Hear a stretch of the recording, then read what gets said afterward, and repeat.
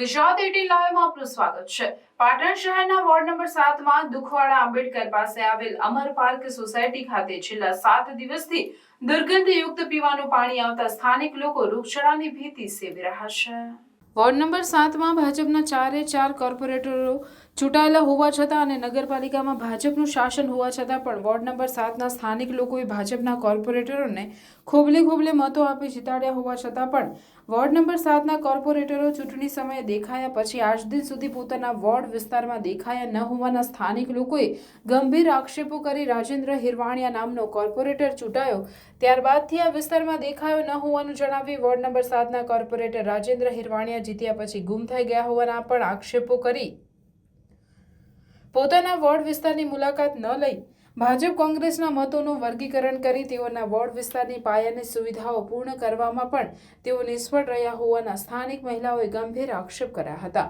તો એક મહિલાએ પાટણ નગરપાલિકામાં અમર પાર્ક સોસાયટીમાં દુર્ગંધયુક્ત પાણી આવતું હોવાની અનેક ફરિયાદો કરી હોવા છતાં પણ આજ દિન સુધી તેનો યોગ્ય ઉકેલ આવ્યો ન હોવાનું જણાવી અમર પાર્ક સોસાયટી કોંગ્રેસની સોસાયટી છે અને નગરપાલિકામાં ભાજપની સત્તા હોય ભાજપની સત્તાવાળા કોંગ્રેસની સોસાયટીમાં કામ કરશે નહીં તેવો મહિલાઓને ઉદ્ધતાઈભર્યો જવાબ રાજેન્દ્ર હિરવાણિયા દ્વારા અપાતો હોવાનું પણ સ્થાનિક મહિલાઓએ આક્ષેપ કર્યા હતા।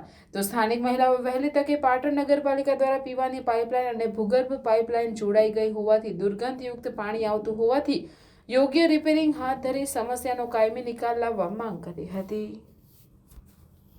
3 અરજી આપી પણ કોઈ ચેક કરવા આવતું નથી। 15 દિવસે આવું ગંદુ પાણી પીએ છીએ।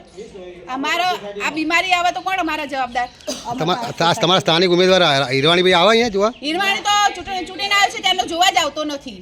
અમારી સોસાયટીમાં આવતા જ નહીં। એ તો અમર પાર્ક એમને તો ગમતું જ નથી કે તમે અમને વોટ આપ્યા નથી। એ તો એમ જ કહે હા, તમારી સોસાયટી કોંગ્રેસ વાળી છે અને અમારી ભાજપની સત્તા છે, અમારું કશું કામ થશે નહીં। અમારી બધી પ્રોબ્લેમો કોઈ પ્રોબ્લેમ સોલ્વ કરવામાં આવતી જ નથી હિરવાણિયા તરફથી। તો અમર પાર્ક સોસાયટીના અમે રહેવાસી છીએ અને છેલ્લા લગભગ 4-5 દિવસથી અમારી સોસાયટીમાં ખૂબ જ ખરાબ અને ગંદાતું પાણી આવે છે કે જેમાં ગટરની સ્મેલ જેવી દુર્ગંધ મારે છે। તેમ છતાં પણ નગરપાલિકાવાળા કંઈ કરતા નથી। અમારી સોસાયટીના સભ્યોએ જઈને અરજી કરી આવ્યા તેમ છતાં ખરાબ પાણી આવે છે।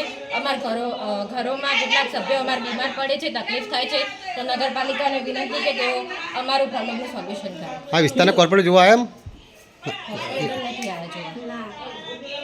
કેટલા દિવસથી આવું પાણી આવે? 6-7 દિવસથી આવે છે ખરાબ પાણી, એકદમ ગંદાતું પાણી આવે છે।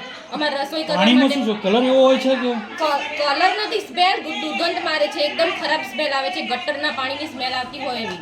આમ દેખાવમાં ના લાગે કે તમને કે ગંદાતું પાણી છે, પણ તમે સ્મેલ લઈ જુઓ તો ખબર પડે કે એકદમ ખરાબ ગંદાતું